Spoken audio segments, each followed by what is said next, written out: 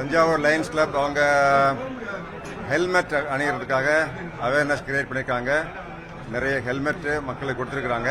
ஆனால் இனியெல்லாம் rotary club, Lions club குறிப்பாக அவங்க கிரியேட் பண்ண வேண்டியது அவேர்னஸ், சைபர் கிரைம் அவேர்னஸ் தான் இப்போது Lions club and rotary club நடத்த வேண்டியிருக்கு. இது மாதிரி வாலண்டியர் ஆர்கனைசேஷன்ஸ்.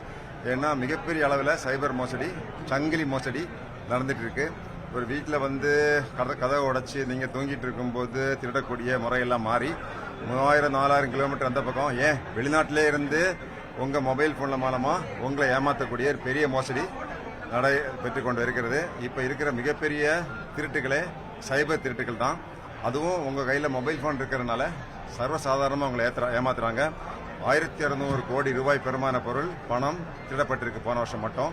அடுத்த விக்டிம், அடுத்த பாதிக்கக்கூடிய நபர் நீங்களாக இருக்க முடியும். இப்போ நேற்றிலிருந்து இப்போ என்ன பண்ணிட்டு இருக்காங்கன்னா, நீங்கள் ஒரு ஏர்டெல் மொபைல் வச்சுருந்தீங்கன்னா, ஏர்டெல் மொபைல்லேருந்து பேசுகிறோம், நீங்கள் ஒரு 150 ரூபா எக்ஸ்ட்ரா கட்டிட்டீங்க, அதை திருப்பி கொடுக்கணும், எந்த அக்கௌண்ட்டில் கட்டணும் அப்படின்னு வர்றாங்க. அதுக்கப்புறம் என்ன சொல்கிறாங்க, நீங்கள் அந்த ஒரு லிங்கில் வாங்க, அதில் இந்த பணத்தை கட்டுங்க, எங்கள் ஆப் இருக்குது, ஏர்டெல் ஆப் இருக்குது, நீங்கள் ஜியோ ஃபோன் வச்சுருக்கீங்கன்னா ஜியோ ஆப்பில் வாங்கன்னு சொல்லி உங்கள் வங்கியினுடைய மொத்த டீட்டெயில்ஸ் நீங்கள் கொடுக்கும்போது அந்த பணத்தை அனுப்புறதா சொல்கிறாங்க. ஆக்சுவலாக அந்த பணம் உங்கள் பேங்கில் வரவே வராது. அதுக்கு நீங்கள் சில கிளாரிஃபிகேஷன் கேட்கும்போது கிரெடிட் கார்டு கொடுங்க, அதன் மூலமாக அனுப்புகிறோம் அப்படின்னு சொல்லி இப்படி உங்களுடைய கிரெடிட் கார்டு டீட்டெயில்ஸை வாங்கி உங்கள் கிரெடிட் கார்டை வச்சு 5 லட்ச ரூபா 10 லட்ச ரூபா பொருட்களையும் வாங்கிட்டு போயிடுறாங்க. இதுதான் இப்போ நேற்றையிலேருந்து ஆரம்பிச்சிருக்குது. ஸோ மொபைல் ஃபோனில் நீங்கள் ஏர்டெல்லேருந்து பேசுகிறோம், ஜியோலேருந்து பேசுகிறோம், பிஎஸ்என்எல்லேருந்து பேசுகிறோன்னா நீங்கள் எந்த ரெஸ்பாண்டும் பண்ணாதீங்க. அதன் மூலமாக பணம் வரும்னு சொல்லி உங்கள் அக்கௌண்ட் டீட்டெயில்ஸையும் கொடுத்துடாதீங்க. இப்படி பாதுகாப்பாக இருந்தீங்கன்னா தான் இந்த வரக்கூடிய வருஷத்துலையாவது தமிழ்நாட்டில் உள்ள 7.5 கோடி மக்களையும் காப்பாற்ற முடியும். இல்லைன்னா பணத்தை திருடிட்டு போயிட்டான் அப்படின்னா, ஃபோன் இருக்குது போய் பிடிங்கன்னு சொன்னீங்கன்னா, அந்த ஃபோன் நம்பர் வச்சிருக்கிற நபருடைய பேரில் தான் ஃபோன் நம்பர் இருக்கும், அவனுக்கு இதுக்கு சம்மந்தம் இருக்காது. இதுக்கு கீழே 4-5 ஏஜென்ட் இருப்பாங்க. கடைசியாக உங்கள் பணம், நீங்கள் 1 லட்ச ரூபா உங்கள்கிட்ட இந்த மோசடி பண்ணிட்டான்னா அந்த பணம் 10 அக்கௌண்ட்டு போயிடும். 10 அக்கௌண்ட்லேருந்து 100 அக்கௌண்ட்டு போகும். 100 அக்கௌண்ட்லேருந்து அது கிரிப்டோ கரன்சியாக மாறி வெளிநாட்டுக்கே போயிடும். குற்றவாளி மெயின் பாஸ் அவன் கம்போடியில் இருப்பான், லாவோஸில் இருப்பான், இல்லாட்டி அவன் வந்து இன்னொரு ஈவன் துபாய் போன்ற நாடுகளில் கூட இருப்பான், இல்லாட்டி தாய்லாந்தில் இருப்பான். அவனை போய் பிடிக்கிறதெல்லாம் மிகப்பெரிய ப்ரொசீஜர். காவல்துறை போன வருஷம் 250 பேரை கைது பண்ணியிருக்கு. அவங்களால முடிஞ்ச வரைக்கும் பண்ணுறாங்க. கடைசியில் உங்களுக்கு கைது பண்ணால் மட்டும் போதாது, உங்களுக்கு இழந்த பணத்தை மீட்கணும். அடுத்து மிகப்பெரிய சவாலாக இருக்குது. எனவே ரொம்ப உஷாராக இருக்கேன். சைபர் கிரைம் விழிப்புணர்வு தான் இன்னைக்கு தமிழ்நாட்டில் இருக்கக்கூடிய மிகப்பெரிய பிரச்சனையாக இருக்குது. ஒவ்வொரு ஆளும் உங்களுக்கு விழிப்புணர்வு இருந்துச்சுன்னா நீங்கள் ஆற்றல் படைத்தவர்கள், உங்களை யாரும் ஏமாற்ற முடியாது. அந்த மாதிரி சூழ்நிலையை நம்ம தமிழ்நாட்டுக்கு கொண்டு வருவோம். அதுக்காக தான் நிறைய வீடியோஸ் எல்லாம் போடுறேன், அதெல்லாம் பாருங்க. நெல்லையில ஒரு காவல்துறை அதிகாரி கொல்லப்பட்டிருக்காரு. காவல்துறையில பணியாற்றக்கூடிய காவல்துறைக்கே ஒரு பாதுகாப்பு இல்லாத சூழ்நிலை தமிழ்நாட்டில் இருக்கு, எப்படி பாக்குறீங்க? அந்த கொலை வழக்கை பொறுத்த வரைக்கும் காவல்துறை தகுந்த விசாரணை நடந்துட்டு இருக்கு. அதை பற்றி விளக்கம் கொடுத்துருக்காங்க. ஒரு தனிப்பட்ட நிகழ்ச்சி, அதுக்கு பின்புலம் இருக்கும், அதுக்கு ஏதாவது சில காரணங்கள் இருக்கும். அப்படி காரணங்களோட சில குற்றங்கள் நடக்கத்தான் செய்யும். இது வந்து 7.5 கோடி மக்கள் வாழக்கூடிய மிகப்பெரிய மாநிலம். இங்கும் அங்குமாக சில குற்றங்கள் நடக்கும். அதை காவல்துறை உடனடியாக புலன் விசாரணை செஞ்சு நடவடிக்கை எடுத்து குற்றவாளிகளை தண்டிக்கிறாங்க அப்படிங்கறதான் பெரிய சாதனம் பேசணும். அது தனிப்பட்ட ஒரு அவர் எல்லாருக்குமே தனிப்பட்ட வாழ்க்கைன்னு ஒன்று இருக்குல்ல. ஒரு மனிதன் வந்து தனிப்பட்ட ஒரு காவல்துறையில் இருந்தாலும் அவருக்கு உள்ளூரில் என்னென்ன பிரச்சனை இருக்கு, என்ன நில பிரச்சனை இருக்கு, அவருக்கு யாருக்கு தகராறு அப்படிங்கிற ஒரு தனிப்பட்ட பிரச்சனையை தான் நம்ம பார்க்கணுமே தவிர அது ஒரு பொதுவான பிரச்சனையை நம்ம பார்க்கக்கூடாது. காவல்துறை இந்த டிபார்ட்மெண்ட்ல இருக்கிறவங்களும் இந்த மாநிலத்தை சேர்ந்தவங்க தான், இதே ஊரை சேர்ந்தவங்க தான். அண்ணன் தம்பி இருப்பாங்க, அக்கா தங்கச்சி இருப்பாங்க. காவல்துறை சேர்ந்தவங்கள சொந்த சகோதரர்களே கொலை பண்ணியிருக்காங்களே, அப்படி நிகழ்ச்சியில் நடந்திருக்கேன். சொந்த உறவினர்களே கொலை செஞ்ச நிகழ்ச்சியில் நடந்திருக்கேன். மிலிட்டரியாக இருந்தாலும் சரி, போலீஸாக இருந்தாலும் நம்ம அது ஒரு குடும்ப பிரச்சனை தான் பார்க்கணும். அது காவல்துறை சரியான நடவடிக்கை எடுக்கிறாங்களாங்கிறத பார்க்கணுமே தவிர அது அந்த மோட்டியை கண்டுபிடிக்கணுமே தவிர அதுக்கும் ஒரு ஒட்டுமொத்த பிரச்சனை அளவில் சட்டம் ஒழுங்கு கெட்டு போச்சுன்னு சொல்றதுல பொருள் இல்லை, அதில் மீனிங் இல்லை, அர்த்தம் இல்லை. பெண்களுக்கு பாலியல் புகார் தொடர்ந்து அதிகரிச்சுட்டு இருக்கு. குறிப்பாக ஸ்கூலில் படிக்கிற சின்ன குழந்தைகளுக்கெல்லாம் பாலியல் புகார் ஆசிரியர் கொடுக்குறாங்க. அது எப்படி நீங்கள் பார்க்குறீங்க? என்ன மாதிரி தண்டனை கொடுக்கணும்னு நினைக்கிறீங்க? விழிப்புணர்வு கொடுக்கணும். ஆசிரியர்களுக்கு மேலே பொய்யான குற்றச்சாட்டுகள் நிறைய வரும். அதையும் காவல்துறை ரொம்ப கவனமாக கவனிக்கணும். ஏதாவது ஒரு காரணத்துக்காகவும் ஆசிரியர்கள் மேலே, இன்னும் சொல்ல போனால் நான் விசாரித்த வழக்கில் பெண் ஆசிரியர்கள் மேலேயே ஒரு அபாண்டமான பழி போட்டு விட்டாங்க ஒரு காலத்தில். பெண் ஆசிரியர்கள் வந்து ஒரு குழந்தைக்கு வந்து பாலியல் புகார் கொடுத்துட்டாங்கன்னு சொல்லி அது காவல்துறை தாங்க நல்ல முறையில் விசாரித்து பெரிய அளவில் அதை உண்மையை எடுத்துகிட்டு கொண்டு போனோம். அந்த மாதிரி நல்ல சிறந்த அதிகாரிகள் அப்போ இருந்தாங்க.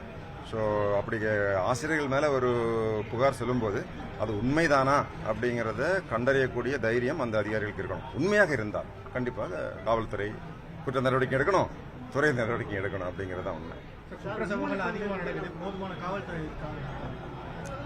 கண்டிப்பாக இருக்குது. தமிழ்நாடு அதாவது இந்தியாவிலேயே வருஷம் காவல்துறைக்கு ஆள் எடுக்கக்கூடிய ஒரே துறை தமிழ்நாடு காவல்துறை தான். நமக்கு வந்து 1,34,000 காவலர்கள் இருக்கிறாங்க. ஒவ்வொரு ஆண்டும் எவ்வளவு வேக்கன்சி அப்படிங்கிறத கணித்து தமிழ்நாடு சீருடை பணியாளர்கள் துறையே அந்தந்த ஆண்டுக்கு ஆட்களை எடுத்து, அதுவும் இப்போ சப் இன்ஸ்பெக்டர்னா டிகிரி படித்தவங்க, டிஎஸ்பி பார்த்தீங்கன்னா அவங்க நிறைய படித்து காம்படிஷன் எக்ஸாமில் வரக்கூடியவங்க. இப்படி நேரடியான நியமனங்கள் மூலமாகவும் இளைஞர்கள் அதிகமாக காவல்துறையில் இருக்கிறதும் தமிழ்நாடு காவல்துறை தான்.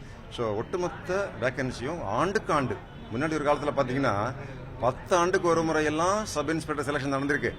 இப்போ 1979 விட்டிங்கன்னா 86-7 தான் வந்து காவல்துறை சப் இன்ஸ்பெக்டர் எடுத்தாங்க.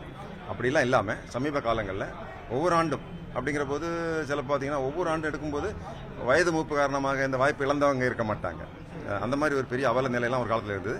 இப்போ அப்போது இல்லை. எனவே அது போன்ற பற்றாக்குறைன்னு சொல்ல முடியாது. ஆனால் இருக்கிறவங்க நல்ல திறமையாக பணி செய்யணும் அப்படிங்கிறது தான் முக்கியம். அவங்க வந்து நல்ல உடல் நலத்தோட, நல்ல மனநலத்தோட, அதிகமான பயிற்சிகள். இப்போ கூட பார்த்தீங்கன்னா துப்பாக்கி சூடக்கூடிய பயிற்சி நடக்குது. போன வருஷம் நான் டிஜிபியாக இருக்கும்போது நம்ம தான் இந்தியாவுக்கே நம்பர் 1 இதில் பணி சம்பந்தப்பட்ட போட்டி, காவல் பணித்திறன் போட்டி, போலீஸ் ப்ரொஃபஷனல் டியூட்டி மீட்னு சொல்லுவோம். புலன் விசாரணை, ஃபோட்டோ எடுக்கிறது, வீடியோ எடுக்கிறது, இன்டர்நெட்டு, சைபர் கிரைம் கிராக் பண்ணுறதுலாம் நம்ம தான் எல்லா மாநிலத்துக்கும் இடையில போட்டியில் நம்ம டாப்பு. ஈவன் மிலிட்ரி, பேராமிலிட்ரி இருக்கு இல்லைங்களா, சிஆர்பிஎஃப், பிஎஸ்எஃப், அதுலேயே கூட ஒட்டுமொத்த 9 துணை ராணுவத்தில் நடந்த போட்டியிலையுமே நம்ம 2வது இடத்துல வந்திருக்கிறோம். ஸோ தமிழ்நாடு காவல்துறை இப்போ இல்லை, பாரம்பரியமாகவே நம்ம பணி ரீதியாக எப்போவுமே டாப்பில் தான் இருக்கிறோம். ஸோ அந்த பயிற்சி தொடர்ந்து நடைபெறணும். அதுக்கு நமக்கு அகாடமி இருக்குது, சிறந்த அதிகாரிகள். இப்போ எல்லாம் இருக்கிறவங்க எல்லாம் பார்த்தீங்கன்னா ஐஐடியில் படித்தவங்க, என்ஐடியில் படித்தவங்க தான். சங்கர் ஜுவால் மாதிரி அதிகாரிகள் எல்லாம் பெரிய காலேஜில் படித்தவங்க. அவங்களுக்கு இந்த டெக்னிக்கல் விஷயங்கள் ரொம்ப நல்லா புரியும். அவங்கெல்லாம் நல்லா பயிற்சி எடுத்து கொடுத்துருக்காங்க. இப்போ ஜாயின் பண்ணுறவங்கள பார்த்தீங்கன்னா காவலர்களே 100 பேரில் 35 பேர் இன்ஜினியரிங் படித்தவங்க, 65 பேர் டிகிரி படித்தவங்க, 15 பேர் போஸ்ட் கிராஜுவேட் படித்தவங்க, பிஹெச்டி படித்தவங்களே இருக்கிறாங்க. அப்படிங்கிறபோது காவல்துறையினுடைய முகம் மாறிக்கொண்டிருக்கு. அந்த சேவையும் நல்ல சிறப்பாக இருக்கும். காவலர்களும் பொதுமக்களை நல்ல முறையில் அண்ணன் தம்பி மாதிரி அவங்கள ட்ரீட் பண்ணி காவல் நிலையங்களை நல்லா நடத்தணும். அது அவங்களுக்கு வரணும். அதுக்கான பயிற்சியும் கொடுத்துட்டு இருக்கோம். ஆன்லைன் மோசடி தொடர்ந்து நடந்துட்டு தான் இருக்குது. பொதுமக்கள் எவ்வளோ தான் விழிப்புணர்வு பண்ணாலும் பொதுமக்கள் வந்து ஏமாந்து தான் இருக்காங்க. பொதுமக்கள் நீங்கள் என்ன சொல்லுங்கள்? அதாவது பொதுமக்களை வந்து ஓரளவுக்கு உஷாராக இருக்கிறவங்களே ஏமாறக்கூடிய சூழ்நிலை வந்திருக்கு இப்போ. அதனால தான் நம்ம மீண்டும் சொல்கிறோம், சம்மந்தமில்லாத நபர்கள் உங்கள் பேங்க் அக்கௌண்ட் டீட்டெயில்ஸ் கொடுக்கும்போது பேங்க் அக்கௌண்ட்னாலே சுதாகரிச்சுக்குங்க. பணம் கேட்குறானாலே சுதாகரிச்சிருங்க. ஓடிபி கேட்குறான், வந்து பாஸ்வேர்டு கேட்குறானாலே இது கண்டிப்பாக மோசடியாக தான் இருக்கும். 1930 ஒருவேளை ஏதோ ஏமாந்துட்டோம். நேற்று கூட ஒரு பெண்மணி ஃபோன் பண்ணாங்க, சைலேந்திரபாபு சார் நான் ஏமாற மாட்டேன், நாங்கள் ரொம்ப உஷாராக இருப்பேன், நானே ஏமாந்துட்டேன், இப்போ என்ன செய்யறது? ஒன்றும் கவலைப்படாதீங்க. எப்போ ஏமாந்தீங்க? 5 நிமிஷம் ஆச்சு, டோன்ட் வரி. இது 24 மணி நேரம் நமக்கு டைம் இருக்குது. 1930 நம்ம டிஜிபியாக இருக்கும்போது 100 காவலர்களை சென்னையில் அசோக் நகரில் கால் சென்டர் வச்சு நீங்கள் கால் பண்ணீங்கன்னா உடனே அவங்களே ஃபோன் எடுத்து உங்கள் பணத்தை ஒரு வங்கியிலிருந்து அடுத்த வங்கிக்கு போகாமல், இந்திய வங்கியிலிருந்து வெளிநாட்டு வங்கிக்கு போகாமல் தடுத்து நிறுத்தக்கூடிய அமைப்பு தேசிய அளவில் இருக்குது. சைபர் கிரைம் ரிப்போர்ட்டிங் போர்ட்டல், அது மூலமாக. 2வது www.cybercrimes.in, மீண்டும் சொல்கிறேன், www.cybercrimes.gov.in. இதில் ஒரு கம்ப்ளைண்ட்டை ஃபைல் பண்ணிட்டீங்கன்னா உங்கள் பணம் அப்படியே ஃப்ரீஸ் ஆகிடும். 1 லட்சம், 2 லட்சம், 10 லட்சம் விட்டிங்கன்னா கூட வேறு எங்கேயும் போகாது. ஸோ டிலே மட்டும் பண்ணாதீங்க. சந்தேகம்னு வந்து போச்சு அப்படின்னா ஒரு வாரத்துக்கு வெயிட் பண்ணாதீங்க. தெரிஞ்சவங்க, காவல்துறை நண்பர்கள், காவல்துறைக்கு ஃபோன் அடித்து கேளுங்க என்ன பண்ணலாம் அப்படின்னு. மறக்காதீங்க 1930. ஒருவேளை ஒரு நிமிஷத்தில் ஏமாந்துட்டோம். மனித இயல்பு, ஏமாறுறது மனித இயல்பு தான். அப்படி ஏமாந்துட்டோம்னா அதை காப்பாற்றக்கூடிய ஒரு நல்ல முறையும் நமக்கு இருக்குது. மறக்காதீங்க. 1930 அடிச்சிங்கன்னா உங்கள் பணம் பாதுகாப்பாக இருக்கும், எங்கேயும் போகாது.